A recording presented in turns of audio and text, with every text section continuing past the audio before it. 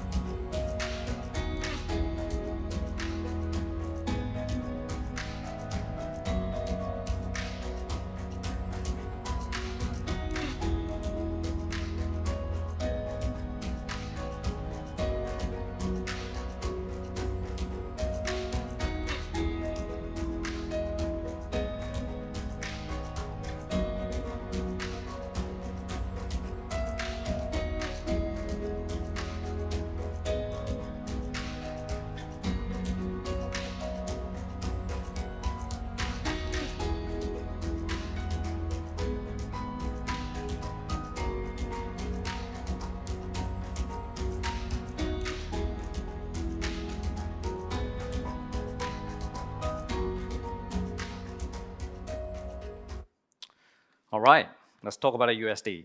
So we really spent a lot of times in the last 2 years implementing Solaris through our entire pipeline. We're not only focusing on the USD pipeline inside Houdini, but also we're focusing on trying to bridge in the entire workflow, so including Maya and Blenders, as well as ShotGrade, which is our production and asset tracking system. So in this presentation, you will see how we actually provided the entire solutions for the USD that bridge in between different packages, which is really important. So as we start our USD process categorized into 2 large categories. So there is asset as well as short bill. So let's talk about asset, how we are packaging the asset USD. So the asset USD starts with mesh, obviously, and we have proxy and the render mesh compound. That's our first USD foundation as a compound USD. And then this forms the model USD. So these compounds are like a child USD object of the model USD layer, if you like. So the USD works like sandwiches, it's layer by layers, and you're trying to describe the asset by more description, by putting in more description and in each department. So we have a model, and then after that we give a material, and that defines the LookDev layer. So the LookDev layer will only contain the information for the LookDev, which is shading and textures in this case, will not contain the model because that's already been predefined. And then we add an FX in here as well, adding a little flame. And then we introduce lighting in here. And then that forms one of the variation of the asset. In this case is asset variation AVA. And then at the same time, we have another variation BVA. And then both get packed inside our asset main USD. So the asset main USD is the overarching mastery asset USD, which contains multiple different variations. I will explain why we structure like that and how is this being benefit when you are doing a layout and a set dressing in the short step. So for the production team, which is production coordinator, your producers, and this is the bit they would be interested. So we links our USD pipeline into ShotGrid. And in here, you can see we have different pipeline steps. So you have asset, FX, model, and the textures. And then each of these asset steps that defines one of the USD files. So as an artist, now I'm becoming an artist, I'm going to try to start the modeling process. And that's how they normally start. So they would start in any preferred DCC they like. So this could happen in Blender. This could happen in Maya, could happen in Houdini itself as well. So they would normally get this really messy names, right? You come with like whatever you want to call them. You know, some of them give you a headache, and you're trying to pull your hair out and trying to clean them up. So we develop a broom tool, as we call it, broom tool, which is clean the mess really. And what this tool does is essentially standardize the name. So any asset will go through this tool, and it will give a material tag as well as the naming convention.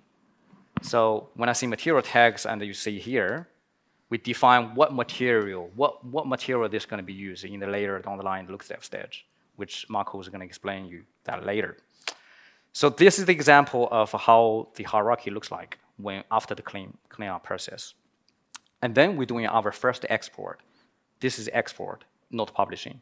Export means that you only will export a Limbic file at this stage before you convert this into a USD file.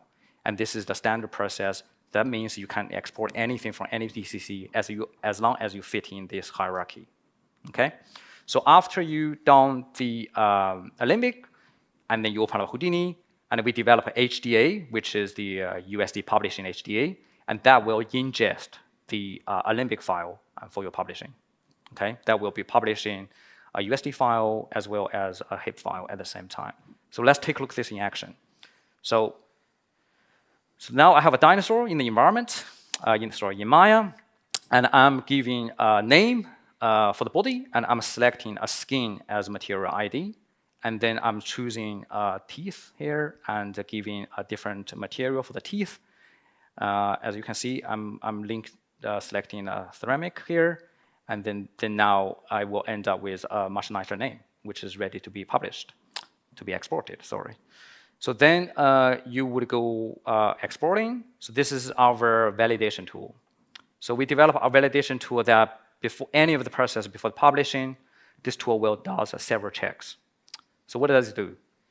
If you have any illegal geometry, like an angle, do you have overlapping UV? Do you have emerged vertices? Do you have floating vertices? And it will clean it all up for you. And then making sure all the naming structure is correctly for the Houdini to be ready to receive, to convert into USD file. So then, as I mentioned, now we're loading into Houdini. Open up the Houdini and open up ShotGrid. And then you select the model step, and then you open up the model step file. You create a new file here, and you save the file onto disk. So all the naming will be automatically created. You drop down a USD publishing model, and in this case, again, you hit a new initializing button. The initializing will pick up the exported file from Maya, the Limbic file here, and then it will bring in the T-Rex in. And what also does, it automatically generates 4 LODs by default at here. So, and then it's not only doing that, but also you can dive into individual LODs and continuously working on it as you wish inside Houdini directly here. And it also, you can pick up a proxy mesh, and you can do further optimization for the proxy mesh.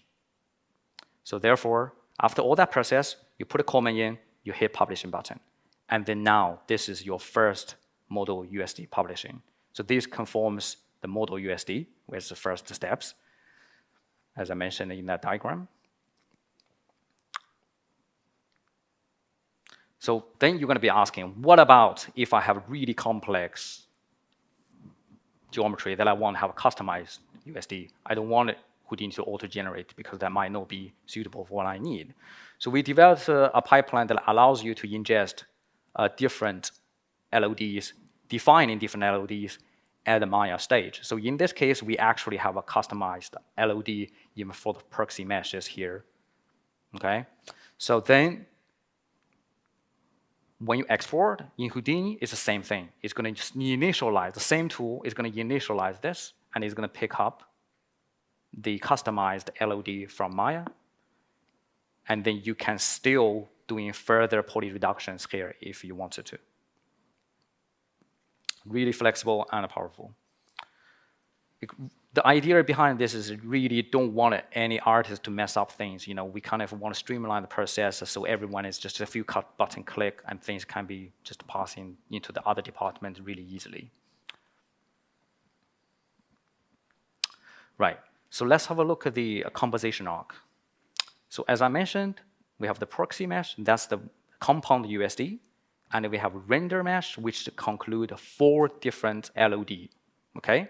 And then on top of that, you have a model LOD, which is the group LOD that grouping the model steps. And here's some of the customized LOD that we did for Sniper ED5. And because of the trees, we actually developed a tool that allows us to reduce the leaves, but making the leaves larger. Another example here. So now I'm going to pass it to Marco, who is going to explain to you about the textures and LookDev pipelines on the asset level. Right. So now we have the model published, and we want to texture it. So at Rebellion, we mainly use 2 texture painting softwares. That's Substance and Mari. But we want to support artists to use whatever tool they're most comfortable with. And sometimes we're working with vendors from outside or freelancers, and other times we buy textured models online where we have no control over what those textures will be. So we need to support a wide variety of inputs. This is a snapshot what that could look like. So we have different programs producing different file formats, writing to different bit depths, different color spaces. That means we need different color transformations. File names, so it's different conventions, as we see here. Everybody has a different way of writing their files. And then if people are working on site, of course, there's a question of output path. Where do they save it to? We would like everything to be standardized so people don't have to talk to each other. Of course, it's encouraged if they do. But if a person is not there, is not reachable, of course, you want to still know where the files are. So we aim to unify all of this into a format that we think is best for the renderer that we use. We render with Karma. So the format that we have determined is MIP-mapped tiled EXRs in 16 or 32 bits, depending on whether the maps hold color or data information in ACCG. So most of the stuff the publisher can do automatically or recognize the file that's coming in. For color, it's not always so easy. So here I made this flowchart to show what it does. When the file that comes in, the map is EXR, no matter what type it is, it always assumes it to be ACCG, which usually is a fair assumption. For PNG, it's not so easy. So if we give it an albedo map, for example, in PNG, we see it uses the utility sRGB texture to ACCG color transformation. If we give it anything that holds data, like normal or roughness map, in the PNG format, it uses the utility linear sRGB to ACCG color transformation. This map can be looked up online in our internal wiki, and we can also see there what it does to, like online, what it does to the other file formats. This is how it looks then as a standalone app. We first choose the asset that we want to publish the textures for. Yeah. Now it has loaded all the textures from the previous publish. Every publish also always writes all the files, all the maps. So if we wanted to replace a single publish, we can just delete this line. In this case, let's start completely from scratch. So I delete all the maps. And from the output folder from Substance, now I can just drag and drop the files over. We see as on base color, it recognized the name and automatically set it to the diffuse map. For height, it didn't know whether this is displacement or bump, so we have to set it normally, manually. We can add a suffix if we wanted to here. And then publishing will now write the XRs. It will, as we saw before, color transform them, MIP map, so this might take a while. when it's done, hopefully no errors. Now we can click the output path, and there we see the files that are written. Together with EXR, it also wrote RS TextBin files, which are the native texture files from Redshift, as we used to render with Redshift until last year. Additionally to the EXRs, it also outputs a TXP file, which is a JSON file that holds metadata about the publish, so file paths and versions and sort of stuff. Other apps in our pipeline use this TXP file, and I will show an example of that later.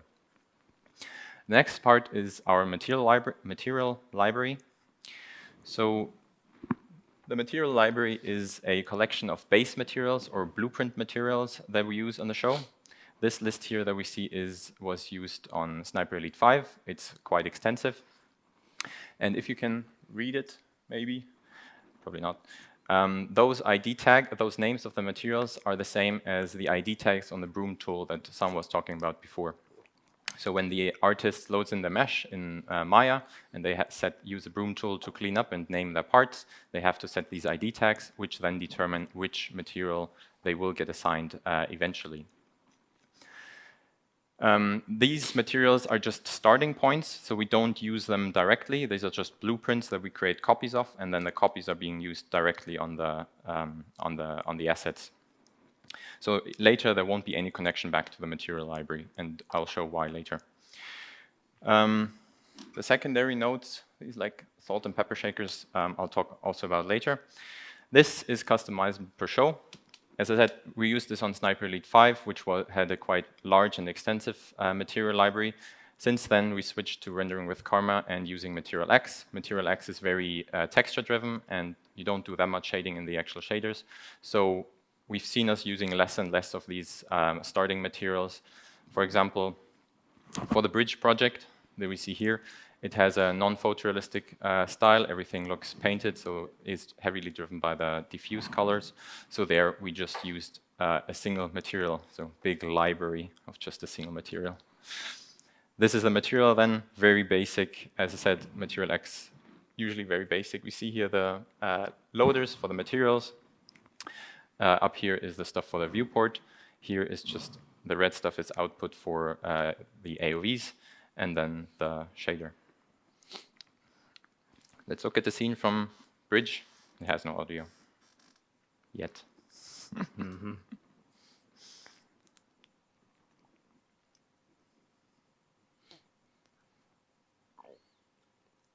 So everything is 3D except the background, the sky. Yeah, this is rendered in Karma, by the way. Yeah. Yeah. Next, the Generate Materials tool 3.0, patent pending. Yeah, how many versions have been through? So now that we have published the textures and we have a material library, for each model now we need to identify which materials are needed because of the ID tags. From the material library, then we have to copy these base materials. We have to fill in and remember, we need to copy them manually. We don't want any connections, any references. So then we need to copy in the texture paths and eventually assign them to the parts of the asset. So this is a lot of repetitive work. Even if we only have a single material, that's less work, but still a lot of manual work that we were aiming to automate. So here we see a demonstration of that. I put down the Generate Materials tools, which has two inputs. On the left, we plug in the asset that we want to generate materials for, and on the right, we plug in the material library. This is the LookDev step.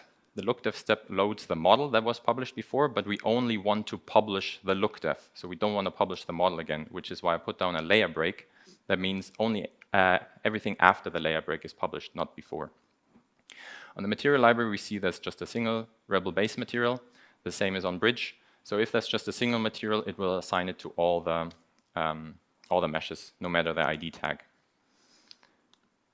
Here we see it worked, and this is an example now of where we use the texture publish file. So it looks up in the texture publisher the texture paths, and from there fills in the texture paths. To play. Yeah. Yeah. On the meshes, we see shown again the material binding.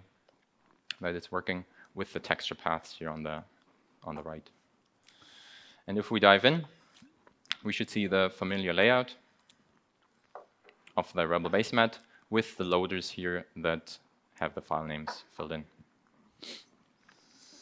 And last piece of the puzzle is the edit material, which is really at the core of our material and LookDev pipeline. So the edit material is being used by the generate material to quote-unquote edit the base materials from the material library. So yeah, we're not creating, we're not editing, but we're creating true copies. So there's two reasons why we did it that way. The first is that in USD, you cannot edit any data. You can only overlay it with more data.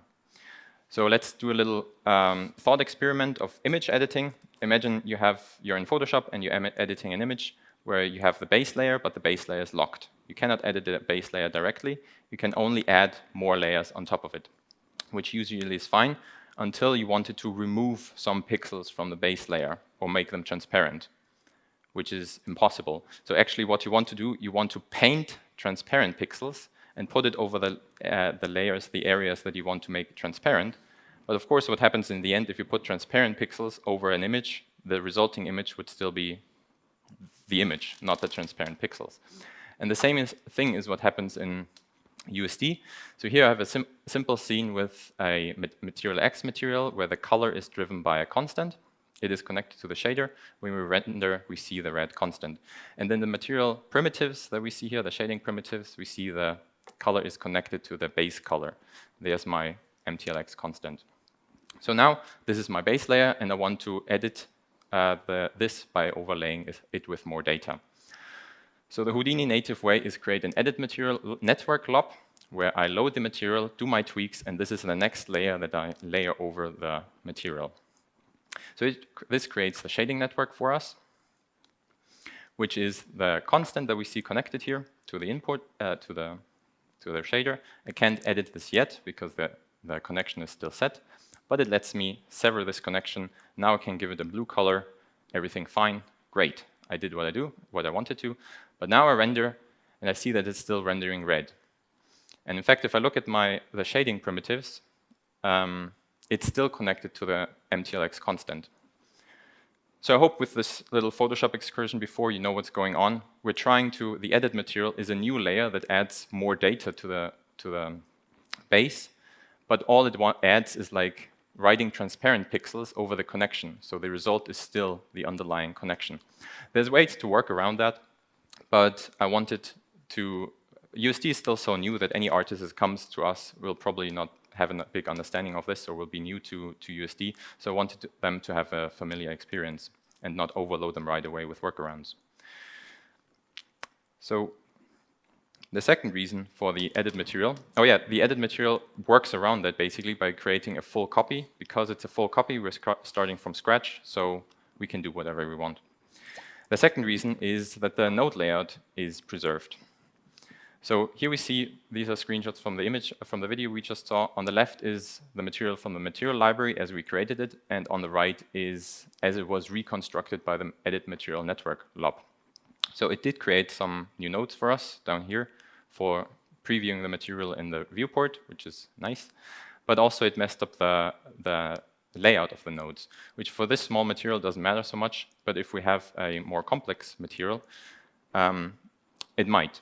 So here we load the T-Rex, first the MDL, we overlay the LookDev, which holds the shader and material, we render it, we can see that it's textured, and now we put down first the Houdini native edit material network LOP, where we load in the base material. This is the same that we saw before. And now if we dive in, we see that the layout is completely scrambled. As a comparison, I switch back to the material library here and dive in. This is how the material should look. So we have, of course, a layout. We have colors. We have network boxes and network dots here, all of which, unfortunately, get lost. As a comparison now, we use our edit material LOP, which works the same way. We also pointed to a material that we want to edit or create a copy of, but because it's creating a copy, we have to give it a new name and a new path. But then if we dive in now, we see the familiar layout. And the way this works is that when the material library translates the network into shading primitives, it ignores the layout because the layout is not Houdini, is not USD, it's Houdini. So we added the little salt and pepper shaker that I mentioned before. These now look up in the network, look up the positions of nodes, and any info about the layout, and adds this as variables to the shading primitives. So here we can see it added those VOP color and VOP position, and it created new primitives for the dots and the networks, boxes, and eventually the edit material. Our edit material can use those to reconstruct the shading layout. I've shown this to side effects, and they said, quote, very interesting, so maybe we'll see this in the future release. So now this is the end of the LookDev. So what we end up with is this structure. If we look in Houdini, down here we see the shading tree, how it should look like. So the first thing down here is the MDL that we already published from Maya, and then again from Houdini. Here we see the proxy that gets displayed in the viewport and the render that we render with. On top of this here, this part gets overlaid. So this is the model. Now on top of this gets the LookDev, which adds the shaders. These all get packaged together in the variants. So AVA, BVA, CVA. The first A stands for the model variant, the second A for the texture variant. So we only always see one here, but if we wanted to switch the variant, the next variant would show the same structure. So it doesn't load in memory, basically, the variant. And then all of these get packaged under our asset. So when we want to load an asset, we always load the asset variation, the asset publish. If there is only a model publish, the asset will show the model publish. But if there's a LookDev, it automatically loads the LookDev. That takes the guessing work away from the artist. Which one do I have to load? Is there already a LookDev published or not? They don't have to worry. They just load the asset and they get whichever latest version there is. Now I'm giving it back to shot production and Sun. Oh my God, you guys still here, right? Okay, good. That was a lot of information, right? So that basically concludes the asset USD overarching structures. And now I'm going to talk about shot, right? Stay with me, because we're going to talk about Maya, the animator favorite tool. And I get these questions like, how do you do animation, in USD pipeline? So we come with our own solutions here. Again, this icons you saw here is our bespoke blueprint tool. So what is this tool? This tool is Rebellion in-house tool to describe a shot. So essentially, it's the foundation of a shot. The first step you will do is like, what is the shot going to include? Character? What character is going to go into the shot? What set is going to be in the shot? Right? This is going to be the foundation of it. And then by describing this foundation, your artist would be able to load into the shot and then gather in the asset automatically. Okay? So, and here is the standalone UI of the blueprint tool that we developed. On the left-hand side here is the links to ShotGrade again, all the published asset, USD asset, published on the left-hand side. Middle section is the blueprint build, first step. Okay, so this is the foundation. I've described which characters goes into here. And then on the right-hand side here is the animation department steps, which is the anim department will have multiple tasks here, right? You can have one animator works in the foreground, one animator works in the background. They will have two different tasks. So they'll be working on two different Maya scenes. So this tool allows you to define which characters go into which shot task. So let's have a look at this in action. So you first load blueprint, and then we'll initialize it, and you choose a sequence, you choose a shot, and it will initialize together if this shot being already created. In this case, it's not. So we define a camera, we define a T-Rex going into this build as a foundation, and we describe an environment, which is rock, and we assign these tasks, this asset to the task, which is the animation default. Then we hit publishing button. and then now it published your USD file of the build as well as the anim. So I'm going to draw this little diagram. Hopefully it's not too boring, but let's see how you guys behaves. And this describes the kind of workflow for the animation department. So as I described, you have blueprint, which is you load the shot, right? In the shot, which is 80. In the build, you put in what character is going to be in this, right? T-Rex, Raptor, okay? And then next step is the shot grid task. So I have 2 tasks created for animation department here. I have a default and a background. So the T-Rex goes into default. The Raptor goes into the background, okay? So I can have 2 different animators working simultaneously. And then I'm hitting the publish button of the blueprint tool, and it will publish in build main. That's the foundation, the layer, first layer of your short USD. Then at the same time, it's publishing an anim USD as well. And the anim USD will publish in based on how many tasks you created in the short grid. In this case, we have 2 short grid tasks, so therefore you have 2 separate USD files. And then at the same time, similar to texture publisher, we publish a .json file, which holds all the metadata of the information to reconstruct the shot inside Maya or inside the blueprint tool. Then animator opens Maya, and I'm at animator 1. I open a Maya file called anim default 1, and then I'm animating the T-Rex fall in love. And then I'm publishing, updating anim default. And then animator 2 will open again to animating another characters there, and then publishing a background character USD file. And it's worth mentioning, when you're publishing from Maya, we only publish in point data.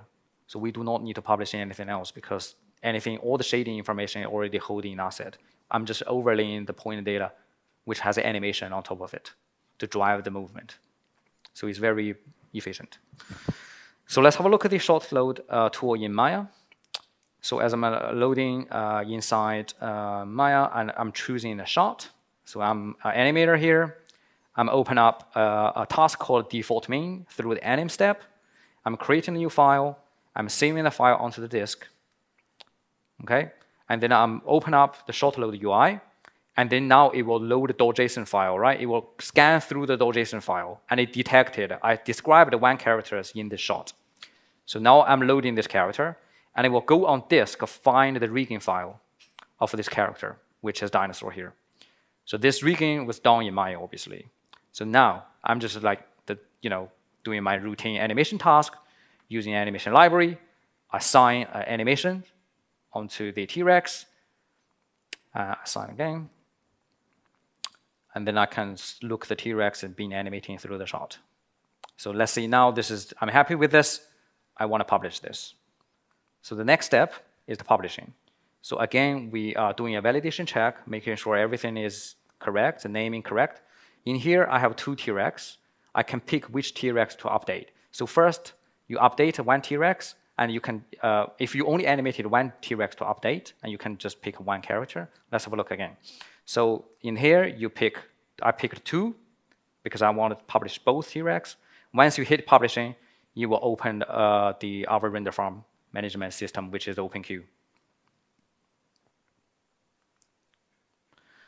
So when you hit the publishing, and this is what happens under the hood, right? So you have a limbic cache, which is 1-to-1 at the Maya scale, okay? And then it will, on the farm, it will process a scaled down version, which is 100 times smaller, because Houdini and Maya works at different time scale. So we have to process this to a Houdini scale. And then this get converted into USD.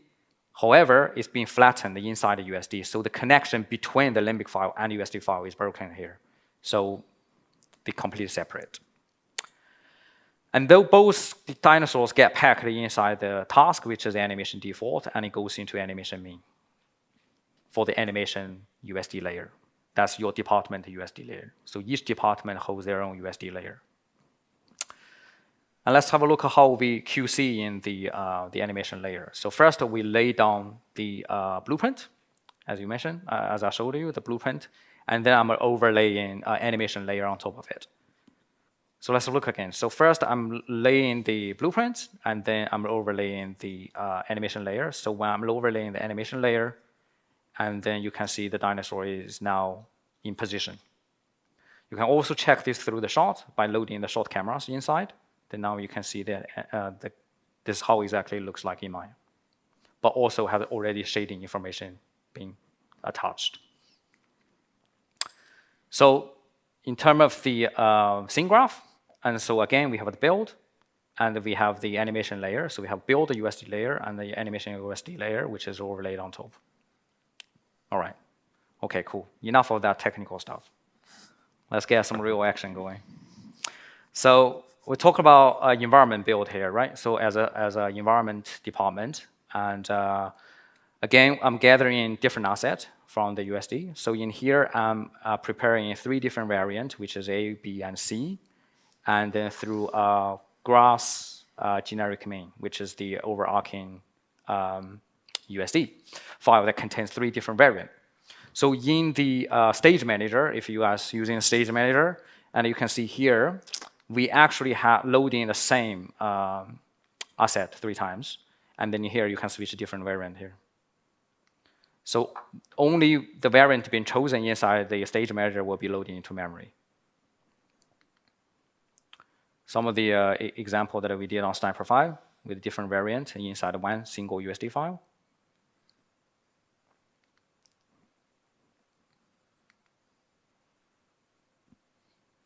Right, now I'm going to recreate this shot here, well, which I'm not really, but I'm going to show you how we did this shot. So we loaded the build, which is the conforms the environment layout and terrain. And then we're using a camera frustrum to delete anything that's not inside the camera. So, and this also deletes the geometry, that backface geometry is that camera not seeing. So from the camera view, it still looks fine, but actually it's really broken. So, and then we are a big fan of procedurally generate everything, right? So we don't want it if your terrain changes and you have to redo the whole scattering, like vegetation system from scratch. So we procedurally generate our masks for vegetation generations. So in this case, I'm starting with just a generic noise. And then I'm generating another mask, which is normalized height based on like the ground is 0, the highest point is 1. I'm just drawing gradients between this. Okay. Then I'm multiplying both of them together. Then I'm getting a result of this. I'm still not really happy about that because I don't want any tree to be grown on the cliff, right? Because that doesn't make sense. And then I have previous result multiplied by a normal vector, so I'm excluding any faces that or points that is on the slope. And then now I'm getting a final result for the trees to be grown. Then I'm instancing some trees. I'm adjusting the density of the trees. And then I'm generating a distance to the trees because I want to grow some bushes around the trees here. So it's all logic. It's a grouping, you know. So I'm just generating a point data towards the trees and measure the distance. And then I don't want any bushes to grow on the cliff either. So I'm generating another normal vector, and then I multiply both together. So now, nothing will be growing in any of this area as a result of that. So now I'm instancing some bushes, and our tool allowed you to switch into bounding boxes, so you can scatter millions of objects in the viewport. And the Houdini Solaris really supports a large amount of instance in the viewport. I'm scaling some grasses as well. And the more rocks. So it's layer by layer, procedural by procedural, and how we build the environment. So from the overview, that's how it looks. First, the render of the camera, and then the final result for the sniper ED shot.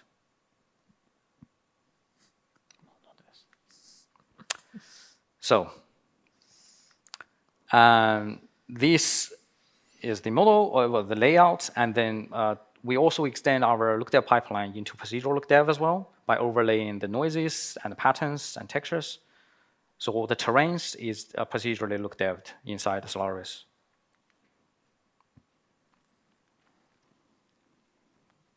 This is how the final result looks like. The same technique also used on the different project, which is the stylized project here. which is Evil Genius 2, and exactly the same technique being applied here. So now I'm going to pass to Marco, who's going to explain the final stage of the USD, which is lighting. Woohoo! Right. So now we start with lighting. The artist opens up a shot, and now they have to create the shot. That means what they want to really do is start lighting and putting down lights. But usually, first, what they have to do is build the shot by loading, well, all of the necessary bits and pieces. So, is that thunder? Okay. All right. Just as we talked about lighting, now there's thunder. There you go. Good timing. So they need to build load in first all the main files, the header files of the department. This is our pipeline, how it looks for us, and plug them in this way. So there's the build, which holds all the data for the environment, animation, and CFX, and camera, light, FX, and layout. And they have to flow into each other like that. So that means, yeah, this is standardized. That means it's automatable. So we create the shot build tool for Houdini, which aims to automate all of that. So really all the artist needs to do is click a button, and they can start lighting right away. The shot build tool needs the globals node first, which talks to shot grid to get all the info of a shot. And then we put down the shot build. Dive twice inside. And this is the layout that I just showed, already set up. So we have the 7 sublayer nodes flowing into each other in the way that we need, but also it created some collections for us. So we have collections for the environment, the animation, the effects, and also it created this RGS node, which is still there for the camera, which is still there for legacy when we rendered with Redshift. This is right now standard per studio-wide, but we aim to make this configurable per show so that the lead lighting artist before a show can set this up in the way he or she wants, and that is useful for the project. Oh shit, no. That was too fast. Was it? Can't really don't. Oh well, never mind. I just show next I can put down a light and then render straight away, which we don't need to see again. So this is then the finalized shot. Imagine that all I'm doing is put down a light, and it sort of already looks like this. Skipped ahead a little bit. And now also another tool, the FOV select LOD tool, which rolls right off the tongue. This tool is very similar to a Houdini native tool, the auto select LOD tool, which works by you give it a camera and you point it to some assets that you wanted to drive the variations of, and then depending on the distance that you can set, it chooses variation. This lends itself very nicely to LODs, so you would only see the highly resolved LODs close to the camera and lower resolved models further away. We took this and extended it to respect the view of the camera. So now at Rebellion, we usually have 4 LODs, LOD 0 being the highest one, LOD 3 being the lowest one. And now we can set also additional LODs for outside the frustum of the camera. So here, I'm just showing the tool. Imagine this being a really cool scene set up, but right now it's just like all these little assets that I create up to a grid, but this could be any type of asset from us. All our assets look the same. As I said, all has 4 LODs. Here, a box, the blue box is the lowest LOD, the red box is the highest LOD. So now I put down the FOV select LOD tool. I have to find a new name. The camera is already filled in as the base one. In this case, now I just have to point it to the assets whose variant I want to drive. For us, this will always be the render meshes. Now with the distances, I can drive up to which distance I want to see what LOD. And we can already see that outside of the camera view here, left and right, we see the lowest LOD, what we set in the outside frustum LOD. This is how it looks from a different view, works with animation, and yeah, now I set the LOD outside. if you render animations, of course, you might want to extend the view. So like when we render with overscan, we can define the NDC window for that. If you just have a small camera movement, this might already be enough, so you don't get any popping, like if you see objects reflected in another object, but that are actually outside of view of the screen. You might want to extend the view. Or if it's still not enough for you, you can also put down a cache node after the camera. Be careful, though, that you do this like on a separate branch for the camera, otherwise it will cache the whole scene, which will be quite intensive. But now we see that it extended the cache, took the whole animation, and calculated which LOD would be the best for the whole animation. So you don't have any changes during the shot. On Bridge, we use this in a kind of unique way. Because of the very stylized way the project looks, is that also our LODs are very interesting. Like the LOD 0 of the model, of the asset, is just the model, but with paint textures for the hover bike, for example. But then as we move further away, I wanted assets to be more abstract. I don't want them to have too much resolution, as our smallest resolution is kind of what you could paint by hand.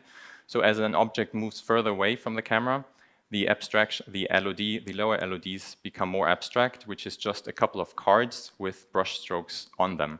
And the lowest LOD, LOD 3, is then just a single card with one brush stroke. So I'm going to show shot 2 from this. Shot 20 from this from the first scene, where we start out with the camera further away. So we see the LOD 3 of the hover bike, if you pay close attention, which is just a single brush stroke. Actually, what am I doing? I have a video showing this. So here there's the shot 20 set up with the FOV select LOD tool set to the hover bike. I have defined the distances here, which are quite narrow, so when the camera moves, it switches between them. If I render, I can see LOD, I think this is 2 at the moment, or 3, with brushstroke. I'm just doing a 2D zoom in now, so nothing changes. Now I'm switching back to a 3D moving the camera, and as soon as I move the camera close enough, it switches to the actual model, which is LOD 0. And as I move the camera further away, I get to the LOD 2, which is a couple of brushstrokes, which is the blue bit on the bottom. And as I move further away, we get only one large brushstroke. So now I'm going to play shot 20 where we see this. It starts out the camera further away, so we see the lower LOD, and then there's a crash zoom in with a little bit of movement, which changes the LOD to be the LOD 2.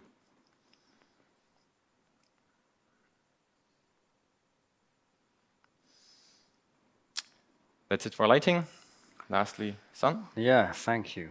Right, there we go. I promise you this is the last diagram. So I just thought this would be useful to kind of conclude the whole thing, how our USD pipeline is constructed. So as I mentioned, that we start with a model, which is the asset USD, which is the dinosaurs here.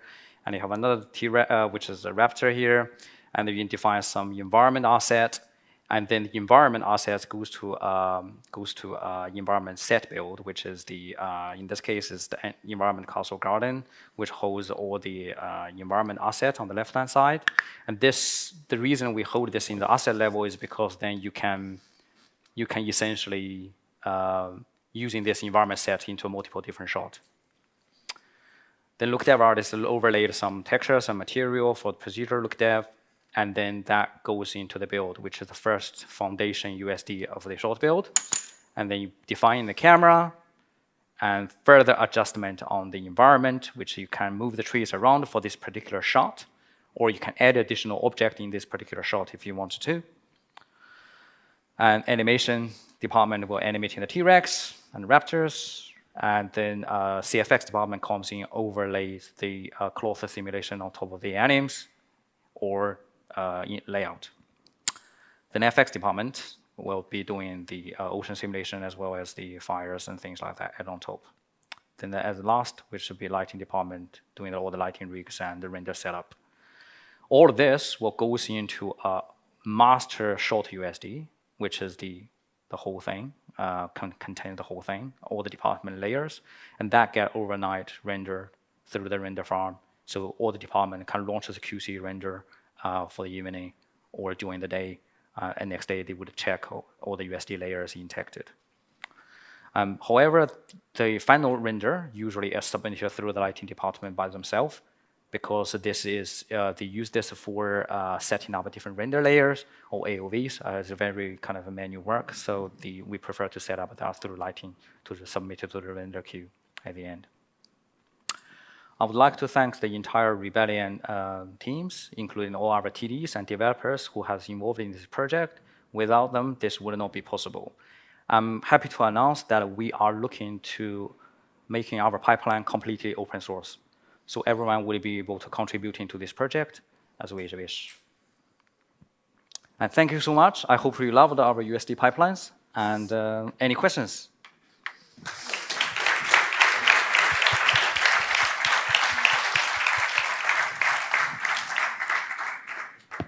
Great job, guys. Excellent.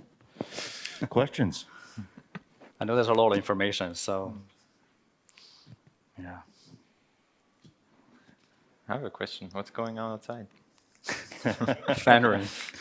Dinosaurs become alive. Yeah. Keep the drapes closed.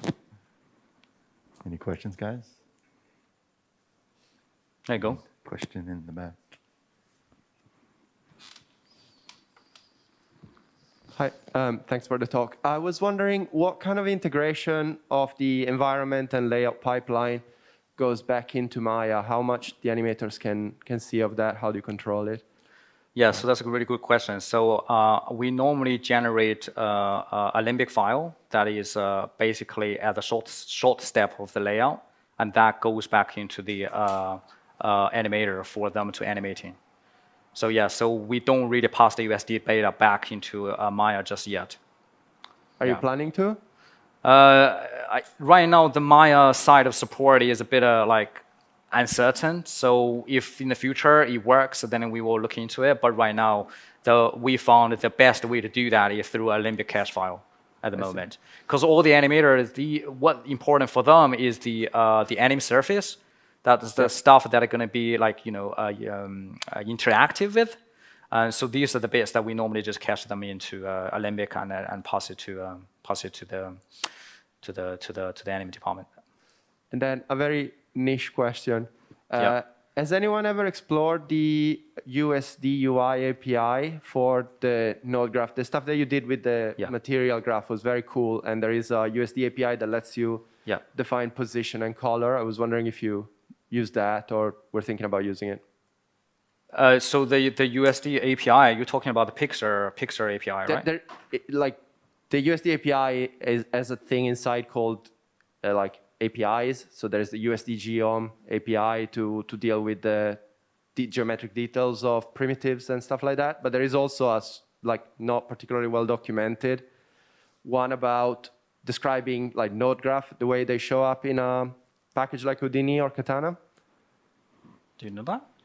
No, we haven't. We haven't really looked into that. Like what we did with the materials, like the yes, to preserve the shape and style of the material processing graph. Okay. If you're talking back to side effects, it might be good to look into. Wait, do they know about it? Because we have a monthly call with them. I mean, they never told this to us, but yeah. Okay. But I forgot to mention that. I mean, that was speaking of APIs. That a lot of publishing through our stuff is done through the Pixar API. So it's just we press publishing button, it actually compacts them in the Python command. And normally you can tag primitives in USD with an API, and then you can add attributes that are known to USD, and then you can use APIs specific that USD already provides to ask questions like, where does this node sit? What color is it? Stuff like that. Cool. Thank you. Thank you. Thank you. Today reminds me of a day we did a Paris Hive, like today, where we had a lot of presentations in a Paris place, and the rain was hitting the roof so hard you couldn't hear the presenters. Oh my God. Thank God we didn't have that. Good luck to the next guys. That's right. Yeah, it might raining down pretty quickly. So. Yeah. Questions? I mean, by the way, for the one that are really interested in the visual side of stuff, I am doing another talk with Hugo Gurer on Friday.